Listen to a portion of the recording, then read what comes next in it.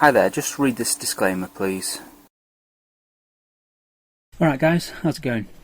So I thought I'd share with you a little my kind of plan for the next few years. I need to share some personal stuff first. Well, it's not really personal, it's just telling you a bit more about myself. That because it feeds into the finances, to make it a on-topic subject. So basically, I don't know, I haven't told any you guys this online, but for the past 4.5 years, oh hang on, what is it now? It's 4.5 years. In November it will be 5 years. I've been living in a caravan. They call it full-time touring. Basically, when I quit work and I was living in my flat that I was in at the time, about 3 months after quitting work, I just got mega bored. And I was like, what the hell? I really didn't want to go back to work to kind of occupy myself. So what I decided to do was sell my flat, buy a caravan, and I've just been dotting around from caravan site to caravan site in the UK for the past 4.5 years. But as with everything that I do in life, I kind of get bored of it. So after 4.5 years, I'm thinking to myself, I'm about done with this now. The other point is these caravans aren't made to be lived in full time like I have been doing. So the longer I go, the more and more stuff just keeps breaking and breaking on this caravan. So, I did expect that to be honest. So it's not like it's a surprise to me. I did know about that going into it. So it's about time I kind of thought about doing something different. So what I've got here is a couple of things that I want to do. First of all, I just want to go back to a flat, maybe for a year, maybe for 2 years. So I've been planning some finances around that. As you can see here, at one stage, you can see in this spreadsheet, I was planning on selling the caravan and buying a motorhome instead, which is a bit more flexible. But I've kind of gone off that idea, to be honest. I mean, it's something maybe I might come back to in a long time. If the investments do really well, because motorhomes are really expensive, even compared to caravans, they're really expensive. You're talking like at least 40 grand for one that's one that's not like 10 years old or anything. But anyway, and here, this spreadsheet here, this part of the spreadsheet, this is from when I was planning it, and I've ended up spending a hell of a lot less than this plan that I kind of put here. But having said that, even with this, the prices of the caravan sites has gone up a lot due to the COVID, because no one could go on holiday. But the perfect holiday for COVID times was in a caravan, where you're completely separate from all of the other holiday goers. You're not walking down the corridors of a hotel, passing by the other holiday makers, are you, with the caravan? So it was kind of perfect for COVID. So all of the caravans, all of the motorhome prices have gone up, and all of the sites as well have gone up. So, but I mean, one of the good things about this, what I've been doing, is that there's flexibility there with the spending. Because, I mean, all I did was just, if I need to spend less money, I can just stay at a caravan site longer. Like, I've been staying 12 nights at the moment in the summer, because I'm off-grid in the summer with a solar panel side of the caravan. So there's flexibility there. I can stay places longer, spend less money on fuel, moving from site to site. So I haven't been to Scotland for like 2 years because of COVID, and I'm back in Scotland now as it happens. I'm next to Loch Lomond as we speak. I can see it. So there was flexibility there, and that's what I like. It was good for COVID. As things get more expensive, I can just change my lifestyle, move around less, spend less money. Oh, and I can choose sites that are cheaper. Like if things were going well, I could always choose to go to sites that were really spectacular and expensive. If I need to tighten my belt, I could go to sites that weren't really anywhere nice and didn't have any electricity, things like that. Anyway, that's kind of going off topic. So as I said, I'm kind of getting bored of it. Kind of feel like I need to sell the caravan at some point. So here's what I'm thinking I'd quite like to do at the moment. I'd quite like to go back to renting, just to kind of decompress a bit. Because when you're on the road constantly, like I have been for the past 4.5 years, there's a constant grind of constantly trying to think of like, where's the next place I need to go? I need to book my next site, especially since COVID, as the caravan sites got very popular. They're really, really busy nowadays. So I've always had to plan ahead since COVID. I've always had to plan ahead by at least a week to make sure that I could find somewhere that was a good price and where I want it to be. So it's just like a decompression. I feel like just going back to a normal life for maybe a year or two would be good. But I know what I'm like. I'd get completely bored. Eventually I'd get bored of that. So I'm thinking after that, I might just go spending a lot more money. This is my estimates for living in a one-bedroom flat somewhere in the UK that's quite low cost. So that's my estimates for that. And then what I'm thinking of also is just going, well, I was thinking with a car at one point, I could drive around Europe going in Airbnbs, maybe go to countries where it's cheap to stay in Airbnbs, maybe for a month at a time. You can get better prices on little places. Trouble is, when it comes to being in the UK, it's more expensive, so you're kind of limited to like renting rooms in an Airbnb rather than a whole flat to yourself. So I don't know how I would take to that. It's the sort of thing you do when you're younger, isn't it? Living in shared houses. It's a little bit like that, but for shorter stints in Airbnbs. So I'm not sure how I would take to that, but I can go to different countries like that are cheaper. And again, with doing that, it's the kind of flexibility in the spending as well. If I'm struggling on money, I can just go to a really cheap country for 3 months, and I can stay still for longer as well. So there's that option of doing it in a car. But then what that does then is it limits me to kind of Europe. If I want to go to Asia, I can't really take my car to Asia or America. Not that I'd go to America anyway, not until I'm older and I've got more money, because it's really expensive there. So there's also this option of going with no car, because even if I had the car and I left it somewhere, if I wanted to go to Asia for a few months of the year, I'd have to leave the car somewhere, and I don't like the idea of leaving a car just sat there doing nothing all the time. So, I mean, there is this option of just selling the car and spending a lot more on public transport. See, that number there is a lot bigger. So that number there is for fuel, really. That's mainly fuel there. And then other transport is 1,000. That's maybe if I flew somewhere a couple of times a year, maybe. And then travel insurance for the months where I'm not in the UK. But anyway, here's the little budget. I've kind of used that as a guide. It's probably a bit ambitious. I mean, it all depends on where I go, really, and how much I move around. It's just a thought at the moment. But anyway, using these numbers as a budget, what I've outlined here in my usual spreadsheet is kind of a worst case scenario kind of planning. So what I've done is I've gone to, where did I go? That's the Nasdaq Composite. I've gone to because as I've said in previous videos, my plan is to take the dividend income from the portfolio. So here's the dividend income from the portfolio. These are the usual spreadsheets. 10,990 it's estimated to be at the moment. Whoops. So I've got that as I've just got 11,000 there because it will go up soon. It's just a round number. I've got 11,000 there, and then I have my pure growth section of my portfolio, which is currently 75 grand, which is struggling at the moment, which I will sell capital from to make up the difference between my income, dividend income there, and my spending estimate there. So at the moment I've put in 19 grand for the spending estimate, which is the either way, travelling with a car, travelling without a car. I've got my dividends. Sorry, I've got the default growth there of performance of the growth portfolio is 6%. So that's how I used to model it out. Well, if we do that there, put them all in at 6%. This is how the numbers would work. The growth portfolio would have those numbers over the years if I went straight to spending 19 grand a year. So I've got the dividend income. Oh yeah, sorry. And then I've got the LISA and the SIP bonuses that I've gone through before. So that they make me approximately 930 for the LISA bonus, 600 for the SIP bonus. So as you can see, I've subtracted the costs of the extra two because I've got AJ Bell and Hargreaves Lansdown.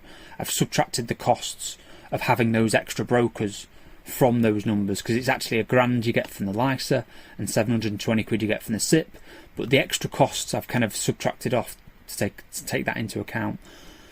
So I've got 1, 2, 3, 4, 5, 6, 7, 8 more years of ELISA, and then from then on it's just 600 where I'm getting the bonus from the SIP, or the bonus. And then in 26 years time I've put in a rough estimate, very rough estimate of the state pension when I'm about 67 or whatever. I don't even know if that's the right year, to be honest. It's so far in the future though, doesn't really matter. I've then put in 6% dividend income increases. So, most of that will just come naturally from the investment trust increasing the dividends, and then also some of it will come from the rebalancing. So when I put money into the ISA, I'll sell something at a lower dividend yield and buy something that's got a higher dividend yield. So I mean, these are just normal time estimates of the divvy increases. Probably not for a couple of years will we get these numbers. We're going to have worse times. All of this planning is based on normal times. It's not based on mega high inflation, COVID recovery in dividends. This is normal time stuff over the longer term. So as you can see, naturally I've factored in rough estimates of 5% increases, and then the shortfall will be made up of me kind of moving from a lower dividend yield to a higher dividend yield with the kind of 21 grand, it's about 25 grand that I rebalance from outside of ISAs or SIPs into the ISA or SIP. So when I do that move from kind of outside of tax wrappers to put it into a tax wrapper, I will try and make it kind of increase my income at the same time. So it's not just like for like rebalancing. So that's how I've modelled the dividend income rising by, and then the spending I've modelled to rise by 2%. Obviously in these times that's crazy, but as I said before, I might have said this before in previous videos, but I'm very much happy to change my lifestyle. If prices go up too much, I will change the way I live so that I can afford it. I've been doing it for the past 2 years since COVID. I've changed the places of the kind of quality and the location of the caravan sites I've been going to, and I've stayed places longer so that I've ended up spending less. And that's what I could do if inflation stays at 10% for longer than we hope. I'll just go to if I'm renting somewhere, I'll just buy less expensive food. I won't go traveling, like driving around in my car as much. If I've moved on to the kind of travelling thing, the global travelling thing, I'll just go to cheaper places. I'll make do. I'm happy to make things work in terms of changing the level of my lifestyle to match what I can afford. So even if general inflation goes up by 10% in a year, I will just make do and lower my quality of life so that my spending rises by 2% instead. I don't know how long I can do that. I probably can't do that forever, but it's within reason. But at any moment I can just go back to a cheaper lifestyle. Let's put the numbers in here. So what I've got here is the worst case scenario planning. Well, first of all, we need to change these numbers because the initial plan is not to do this for 11 months. I plan on doing this maybe in May 2023. So for the first year, I don't spend anything. I carry on in my caravan spending about 12 grand a year. So what I can do is I can adjust the spending here to make it roughly how much I should spend in the next 11 months plus the 1 month I've already had. 6683 is the number, I think, if we adjust our spending. Yeah. So now that puts my spending for the next 11 months, a year in the spreadsheet, as 12,318. That's about 700 quid more than I've spent in the last 12 months. So that's pretty realistic. So that has me now actually putting money back into the growth portfolio. So I won't do that. I'll adjust the growth cell column by adding a number here. So it puts the growth cell at 0, and it's added 300 quid to that column. So my cash level is now gone up by a bit because I've saved some money. I've spent less than I've earned in dividends plus the bonuses. And as you can see, sorry, I forgot to mention, I've also accounted for the interest on the cash. I've put it as 0.9%. That's actually lower than what I'm getting. I'm getting 1.25% at Atom Bank. But it's lower in my current account, so that's why I've gone for a lower number, because some of the cash is in a current account, not getting as much. So I've just kind of pessimistic with 0.9%, and over the years that should go up anyway if interest rates keep rising. Okay, this is going to be a long video, isn't it? So what I plan on doing is having another 11 months like this. I then plan on living in a rental accommodation for probably 2 years, just to decompress, like I said. It's hard. Sometimes it becomes a bit tiresome travelling around all the time, so it's nice to have a reset. So spend a bit less there. Now, what we need to do is put in the bad news for a worst case scenario. So what I've done here is, because it's the growth portion of my portfolio is the bit that I sell down, I need some really bad numbers. So what I've done is I've gone back to 2000. Well, here's the dates. March 00, it peaked. The Nasdaq 100 is kind of like the growth tech bust of the early 2000s. So I've put in the data from that. Hopefully, if this ever, well, history doesn't repeat itself, does it? But it rhymes. So if history rhymed well enough with what happened in early 2000s, I would hope my growth portfolio would do better. But let's presume it doesn't. Let's presume it does as badly as this time here. Here is the percentage changes for each of those years, and as you can see, it was an absolute can't say that word probably show. So I've got these numbers here higher up. So I've gone for the Nasdaq 100 because that's got worse numbers than the Nasdaq Composite, and I think these are more growthy, like growth sort of companies, which is more similar to what my growth section of a portfolio is. So I'm going to bang those numbers in there. And so this is assuming that we've just started this horrible run of performance for growthy investments like I have in this section of the portfolio. So, but if this is the beginning of a really bad time, we would already be quite far into that.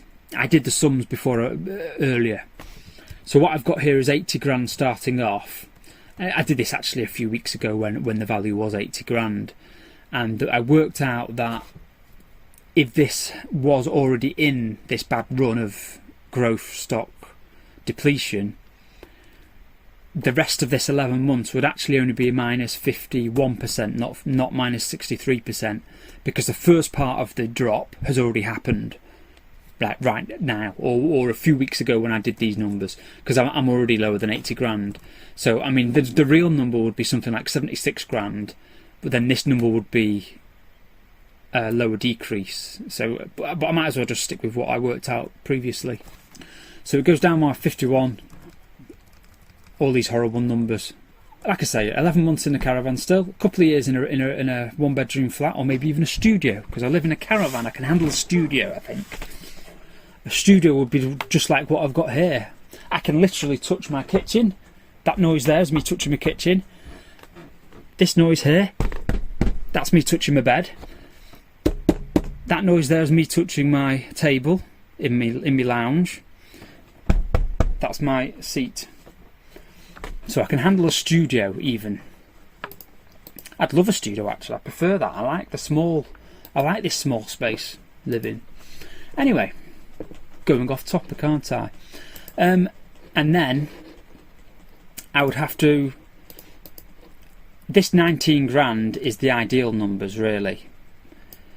If my growth portfolio had done as badly as it could do here, if it rhymed with this bad performance of the Nasdaq 100, I wouldn't expect to spend the full amount. I would expect to tighten my belt to ensure that I survive. So what I would do, unless these numbers recovered really well and the pure growth value of my portfolio went up, I would make the sacrifices. I'd spend £1 grand less than I would plan for. So that's how I would plan my spending, these numbers here. So how's that worked out? We've still only got to there Now, so the whole point of having a cash buffer is that you don't have to, so that you don't have to sell in bad times. So what we need to do in these bad 3 years is to run down the cash, so we don't spend it. So you, after a 51% and then a 17% drop, you don't want to be selling your portfolio, do you? You want to give it more time to recover. I mean, as it turns out, so that's what I would do in the first year. I would not bother selling the 4,100. I mean, as it turns out, we can see that that's probably a mistake, because we can see it goes even lower the year after. But you don't know that at the time, do you? That's the difficulty. So I'm planning here in a way that makes me lets me make the decision, but I mean, in hindsight, it would be the wrong decision in this scenario. But again, there's still 5,000. If we look here, there's still 5,860 cash.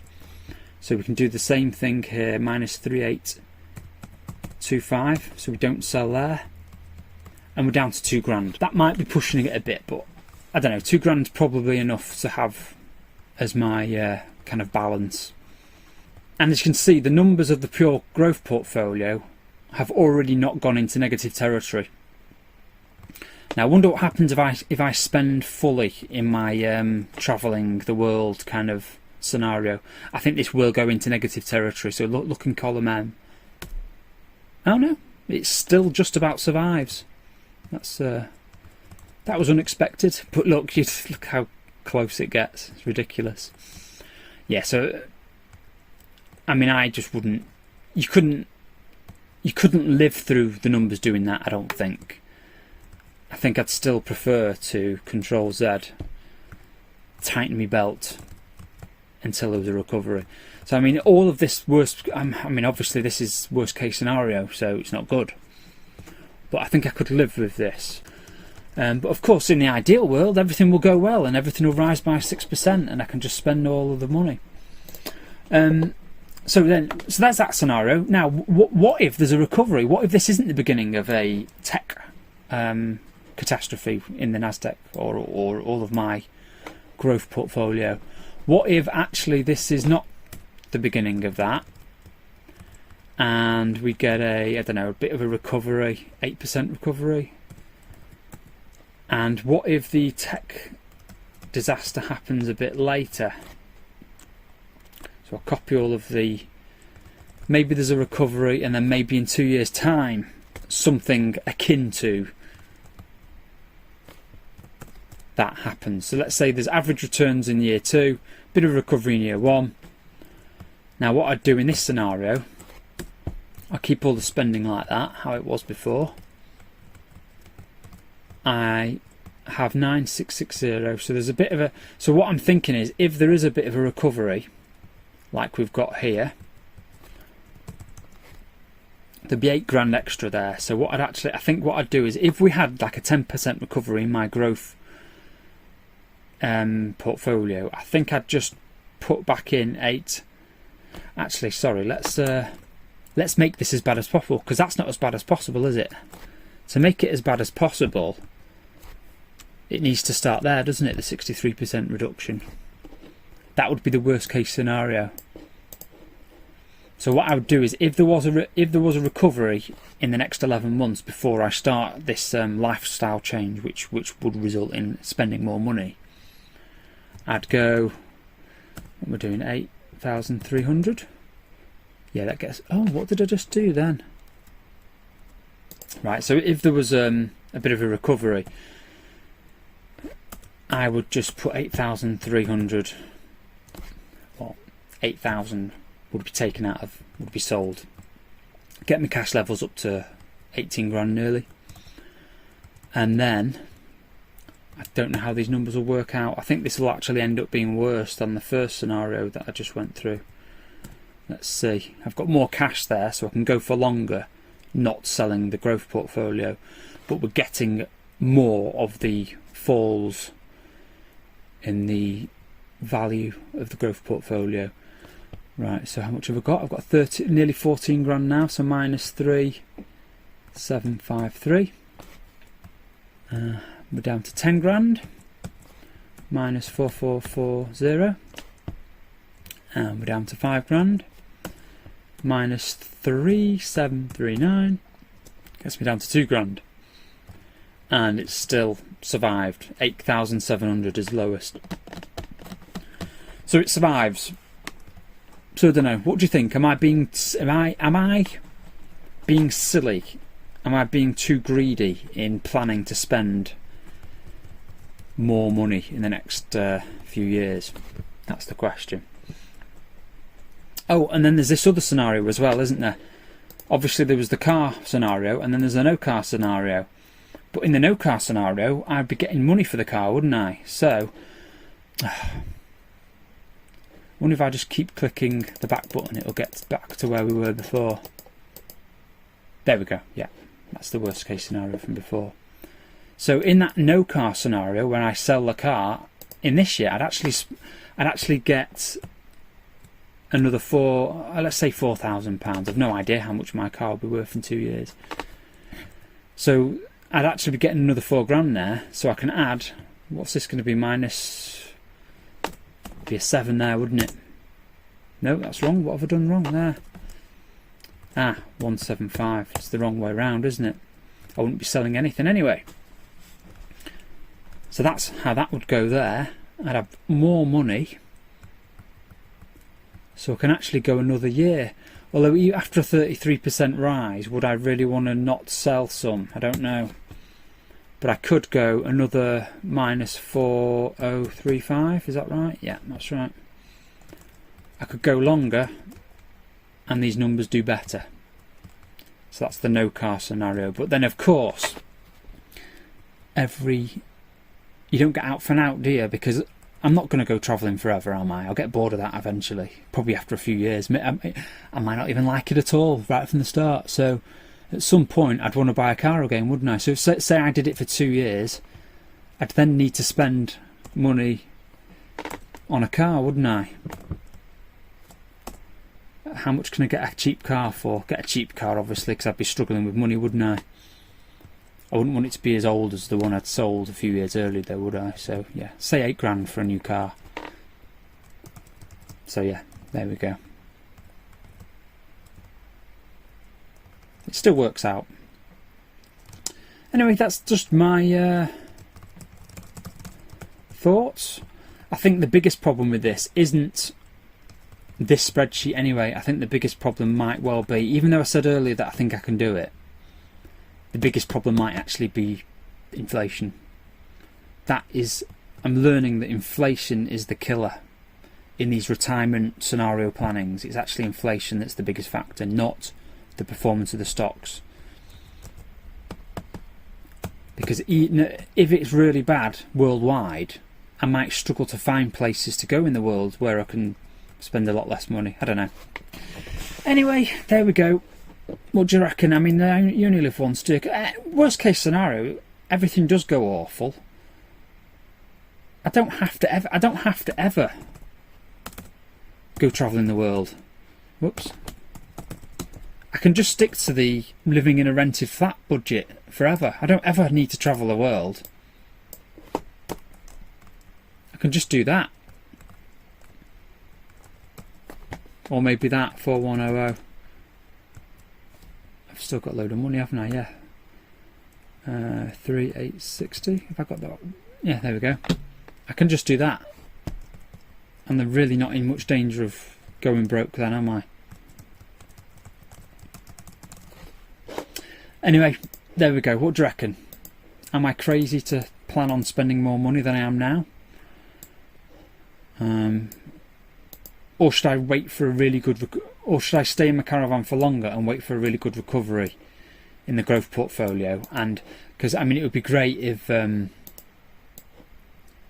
like, really good scenario...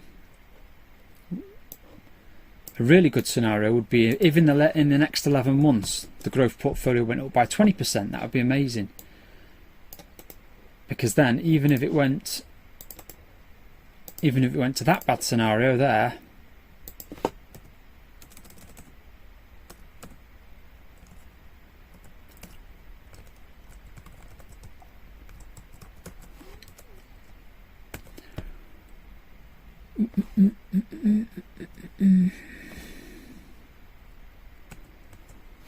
sell, I could still have 80 grand in the growth portfolio, and I could take, what, 16,300 in cash.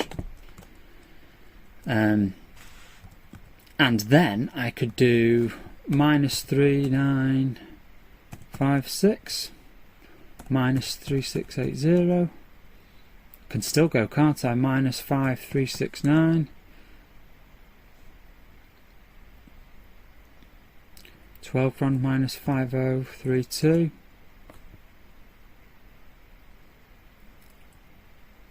How much money have I got left? Minus, what are we on now? 5925. Nope. Minus 4925. Where am I getting these numbers? What am I doing wrong?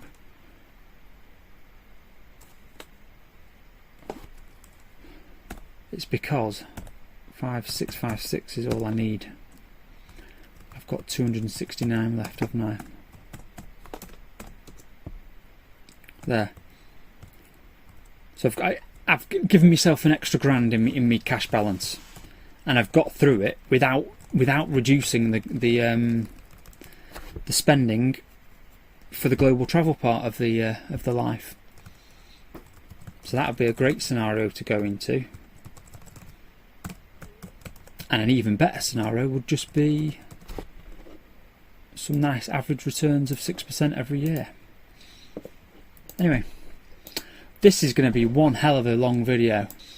Anyway, let me know what you think in the comments below, and I'll see you next time. Bye bye.